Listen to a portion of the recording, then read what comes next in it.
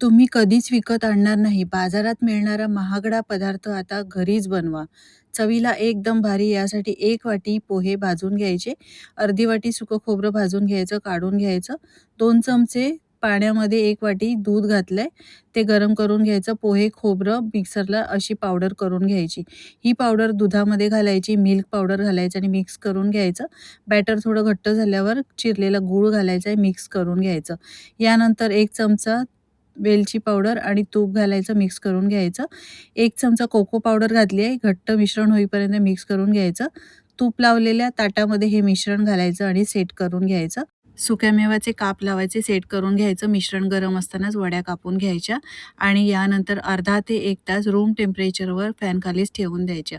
मस्त अशा वड्या या सेट झालेल्या आहेत. कोको पावडर घातल्यामुळे मुलांनासुद्धा या आवडतील. तुम्हीसुद्धा करून बघा. रेसिपी आवडली तर लाईक, शेअर आणि सेव्हसुद्धा करा.